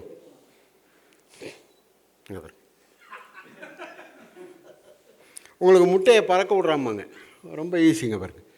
அப்படி வச்சு அப்படி அமுத்துறேன், காதுக்குள்ளே போயிடுச்சு. இந்த காது வழியாக போடுங்க, இதுக்குள்ளே போடுங்க, இந்த காதை இதுக்குள்ளே விடுங்க, ஆட்டுங்க, தலையாட்டுங்க. அங்கே பாருங்க. ஏன்னா குந்தி தேவி காது வழியாக கர்ணம் பிறந்தாங்க. இந்த கோழி முட்டையே காது வழியாக வராது. அந்த முட்டையை பறக்கிறது எடுத்துக்கணும். எடுத்து கீழே போடாமல் 1 2 3 உள்ளே போனால் அப்படியே தெரியுதா பாருங்க. அங்கே தெரியுதா? அங்கே பார்க்காதீங்க, இங்கே பார்க்கும்போதே ஏமாத்திரம். அப்புறம் அங்கே பார்த்தா என்ன ஆகும்? இந்த பாருங்கள், சும்மா தான் வருது பாருங்கள், உங்கள் கண்ணுக்கெல்லாம் தெரியாது. அப்படியே வந்து இதுக்குள்ளே விழு அப்படின்னா டப்புன்னு விழுது. விழுந்துருச்சா? ரொம்ப நன்றி. வாங்க, வேறு யாராவது ஒருத்தர், அதாவது இது வந்து கிட்டத்தட்ட கடைசி, யாராவது ஒருத்தர் வரலாம். இதை தெரிஞ்சுக்கணுன்னு ஆசைப்படுறாங்க. வாங்க தோழர், நீங்கள் தான் வாங்கினேன். உங்களை தான், உங்களுக்கு பின்னாடி மஞ்சள் சட்டைக்கு பின்னாடி உட்காந்துருக்காரு. வாங்க வாங்க வாங்க வாங்க, எல்லாம் மந்திரவாதியாக மாறுங்க. உங்கள் பேர்? ஜெயக்குமார். காலைல சொன்னீங்க இல்லையா? இதில் எத்தனை வளையம் இருக்குதுன்னு சொல்லுங்கள். 1 2 எத்தனை வளையம் இருக்குது? 4 வளையம் இருக்குது. இதில் ஏதாவது ஓட்டை இருக்கான்னு பாருங்கள். இந்த வளையத்தில் ஏதாவது ஓட்டை இருக்கா பாருங்கள். இல்லை. இந்த வளையத்தில் ஏதாவது ஓட்டை இருக்கா பாருங்கள். இல்லை. இதுக்குள்ளே அது போகுமா? இதுக்குள்ளே அது போகுமா? இதுவும் இரும்பு, இதுவும் இரும்பு இல்லையா? ஏன்னா நீங்கள் பக்கத்தில் இருக்கீங்க, நீங்கள் எட்டி இருக்கிறதுனா உங்களுக்கு தெரியாதுங்க. வருங்க 1 2 3 அப்படி மெதுவாக பாருங்கள். போயிடுச்சான்னு பாருங்கள். எடுங்க, வெளியே எடுங்க. வரல? உங்களுக்கு எதுக்காக தானங்க போச்சு? போகுமான்னு கேட்டால் போகாதுன்னாரு. நல்லா ஊற்று பாருங்கள். இங்கே பாருங்கள். இப்போ இதில் ஏதாவது ஓட்டை இருக்கா? இதில்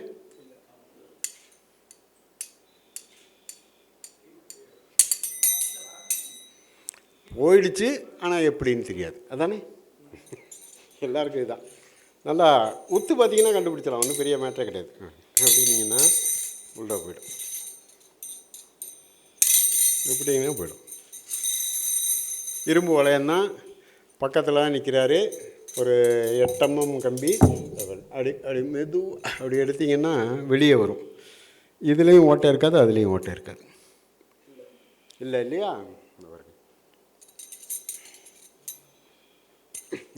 அழகாக கலந்து வருது பாருங்க. வருதா? அதை கலட்டலாம். நான் சொல்கிற மாதிரி பிடிச்சிங்க. இப்படி பிடிச்சிங்க, இப்படி ஆட்டுங்க. அப்படியே கிட்டக்க வாங்க, மெதுவாக பொறுமையாக செய்யணும். ஏன்னா இப்போ சாய்பாபாலாம் பொறுமையாக தான் ஏமாத்துறான். சங்கராச்சாரியும் ரொம்ப பொறுமையாக ஏமாத்துறான். அவசரப்பட்டானா உதவாங்குவான் இல்லையா? வருவேன். அப்படியே செய்யுங்க. அப்படியே கிட்டக்க வாங்க, வெளியே அப்படியே மெதுவாக அப்படியே அப்படியே அப்படியே 2 3 தரம் அப்படியே வாங்க. அப்படியே கீழே வாங்க. அப்படியே மேலே வந்து அப்படியே எடுத்துருங்க. இல்லையா? வரல? அப்படியே பிடிச்சிங்க. அப்படியே பிடிச்சிங்க. நல்லா பிடிச்சிங்க, விட்டுறாதீங்க. இங்கே பாருங்கள், அவர் தான் பிடிச்சிக்கிட்டு இருக்காரு. இரும்பு கம்பி தான் இது. சைனாக்காரன் கண்டுபிடிச்சது. இப்போ பாம்பை வச்சுக்கிட்டு ஏமாத்துறான். அவன் பேர் பாம்பு சாமியார். இப்போ இதை நான் ஒரு கோயிலில் வச்சு ஏமாத்துறேன்னு வைங்க, வளையம் சாமியார்னு பேர் வச்சுருவான். இந்த முட்டை டப்பா வச்சு ஏமாத்துனா, இங்கே ஒரு முட்டை சாமியார் வந்திருக்காரா, முட்டையை பறக்க விட்றாருமா. இது ஒன்றும் கிடையாது, முட்டை கிடையாது, இது மரக்கட்டை, உடையாது. ஒரு 25 வருஷமாக இருக்குது. அதான் அந்த பாப்பா மெதுவாக கொண்டு உள்ற வச்சாங்க. நான் சொன்னேன் உடையாது, தூக்கி போடுங்க. மரக்கட்டை. இது என்னன்னா, நீங்கள் உட்காருங்க, அப்போ தான் நீங்கள் பார்க்கலாம். இதை இப்படி நீங்கள் இது எடுக்க முடியாது, வெளியே எடுக்க முடியாது. இங்கே கருப்பு துணி பார்டரு, இங்கே உள்ற தான் இருக்காது. இதை உள்ற போட்டிருப்பேன். ஏன்னா ஒன்று எடுத்து காமிச்சா தான் நீங்கள் ரெண்டாவது நம்புவீங்க. அதுக்காக அந்த பாப்பாவை எடுங்கன்னு இதுக்குள்ளே போடுங்கன்ட்டேன். ஏன்னா நினச்சிங்க இனிமேல் வர முட்டையெல்லாம் இது மாதிரி தான் நீங்கள் நினச்சிருவோம். இங்கே தான் வச்சுருக்கேன், இதை விட்டால் விழுந்துடும். திரும்ப அதை எடுக்கிறேன், இப்படி இப்படி எடுப்பேன், எடுக்க முடியாது, அது உள்ள தான் இருக்குது, அது எடுக்கவே முடியாது அதை. இப்படி இப்படி வச்சுட்டு இப்படி எடுக்கிறது, எடுத்து உங்கள் காதில் திணிக்கிறேம்மா. எல்லாம் சிரிச்சிங்க. வெறுங்கையை தான் வச்சு அமுத்தினேன், முட்டையை வச்சு அமுத்தி அது வீங்கி போய் இவங்க டாக்டர்கிட்ட போய் கம்ப்ளைண்ட் கொடுத்து இங்கே ஒரு பயிற்சி வகுப்பு நடத்துனாங்க. அங்கே ஒருத்தன் வந்தாங்க கருப்புச்சத்தை போட்டு என் பாப்பா காதில் முட்டை வச்சு அமுத்தி வீங்கி போச்சு தான் வம்பு. இந்த காதை ஆட்டுங்கன்னு அவங்க ஆட்டும்போது நான் தான் போட்டேன். ஏன்னு இதுன்னா இதே மாதிரி தான். இன்றைக்கி நீங்கள் பெருமா கோயிலுக்கு வாங்க, பக்தி உள்ளவங்க, நான் கையை காமிக்கிறேன், எனக்கு வந்து 3 தரம் தண்ணி ஊற்றுவான் தீர்த்தம். நீங்கள் நிஜமாகவே நெத்தியில் நாமம் போட்டுங்க, உங்களுக்கு ஒரு தரம் தான் ஊற்றுவான். எல்லாத்துலேயும் அவனுங்க கோடு வச்சுருக்கானுங்க. அன்றைக்கி மன்னார்குடி கோயிலுக்கு போனால் ஒரு வக்கீல் பார்த்தாரு, ஏங்க இவ்வளோ நாத்திகம் பேசுகிறீங்க, யூடியூப்பில் பார்த்தேன்னாரு. இங்கே எப்போ வருவீங்கன்னா, தினம் சாயங்காலம் வந்து பெருமாளை கும்பிடுவேன்னாரு. துளசி தீர்த்தம் வாங்கி குடிப்பேன்னாரு. வாங்க போகலான்னு நான் போய் கை நின்னேன். எனக்கு 3 தரம் ஊற்றினான், அவர் கையில் 1 தரம் ஊற்றினான். நான் நாத்திகன், எனக்கு வந்து 3 தரம், அதாங்க புரியல அப்படின்னாரு. ஒன்றும் கிடையாது, தீர்த்தம் ஊற்றும், நீங்கள் இந்த விரலை மடிங்க, நானும் ஐயர்னு அர்த்தம், நானும் பூணூல் தான், நானும் ஃப்ராடு பையன் தான் அர்த்தம். இந்த விரலை இப்படி மடிச்சு காமிக்கும், இதை இப்படின்னீங்கன்னா நாளைக்கு செஞ்சு பாருங்கள். இப்படின்னீங்கன்னா 3 தரம் ஊற்றுவான். நீயும் ஃப்ராடு நானும் ஃப்ராடு. எல்லாத்துலேயுமே கோடு வச்சுருக்கான். காஞ்சி மடத்துக்கு போங்க, பூணூல் மட்டும் போட்டுங்க, மறந்து இந்த பக்கம் போட்டுறாதீங்க. செத்த வீட்டில் தான் இந்த பக்கம் போடுவான், இந்த பக்கம் போட்டுங்க, இடது பக்கம். அது கையை வைப்பான். தோப்பனார் பேர் என்ன அப்படி, என்ன கேட்டீங்க அப்படின்னா நீங்கள் பார்ப்பான் தானே புரிஞ்சுக்குவான். தோப்பனார்னா அப்பா, தமிழே பேச மாட்டான். ஜலம் கொண்டாம்மா, தண்ணி கொண்டு வான்னு சொல்ல மாட்டான். ஜலம் கொண்டா, தூத்தம் கொண்டாம்மா, அப்படி கையை வைப்பான். தோப்பனார் பேர் என்ன அப்படிமா. அப்படியே நீங்கள் புரிஞ்சுட்டு முனுசாமின்னு சொன்னால் சாமியை பாத நமஸ்காரம் பண்ணிட்டு அங்கே போய் சாப்பிடுங்கம்மா. அப்பா பேர் சுப்பிரமணிய சாஸ்திரின்னு சொல்லுங்கள். வாங்க அவங்க இந்த பக்கம் போங்க. இந்த பக்கம் போனீங்கன்னா நல்ல விருந்து சாப்பாடு. இன்றைக்கும் காஞ்சிபுரம் சங்கராச்சாரி மடத்தில் நல்ல நெய் பாயசம் விருந்து சாப்பாடு. நம்ம ஆளுக்கு தயிர் சோறில் உருட்டை கொடுப்பான்.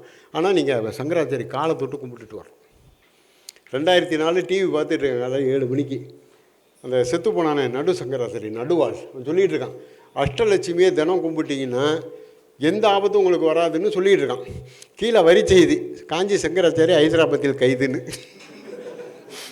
எனக்கு ஒன்றுமே புரியல, என்னடா சங்கராச்சாரி ஹைதராபாத்தில் கைது ஆகுது. மேலே சொல்லிகிட்டு இருக்கான், அஷ்டலட்சுமியை தினம் கும்பிட்டிங்கன்னா உங்களுக்கு எந்த ஆபத்தும் வராதுன்னு. 2004 கீழே ஓடுது. வக்கீலுக்கு ஃபோன் பண்ணேன், கீதாலயம் சாருக்கு ஃபோன் பண்ணேன். அவர் தான் பிரேமானந்தாக்கு 8000 வாங்கி கொடுத்தேன். சார் சங்கராச்சாரி கைதானே. ஏன் ராஜனை நான் நைட்டு ஓவராமப்பா தண்ணி சாப்பிட்டீங்களான்னாரு. இல்லை சார் டிவியில் ஓடுதுன்னு. அவனால் பண்ண முடியாட்டார். பார்த்தீங்கன்னா அன்றைக்கி ஜெயலலிதா கைது பண்ணிட்டார். மேலே சொல்லிகிட்டு இருக்கான் அஷ்டலட்சுமியை தினம் கும்பிடுங்கன்னு. அதனால் அவனுங்க அம்பேத்கர் சொல்லுவார், உதட்டிலே ராமரையும் உள்ளத்திலேயே நஞ்சையும் வச்சு பழகுவார்கள் பார்ப்பனர்கள், அவர்களிடம் மிக மிக கவனமாக இருக்கணும் அப்படின்னு. ஆகவே தோழர்களை இன்னும் கொஞ்சம் காமிக்கிறதுக்கு இருக்குது. டைம் இருந்தால் காமிப்போம், இல்லை இன்னொரு முறை காமிப்போம். வாய்ப்பளித்த அத்தனை பேருக்கும் நன்றி.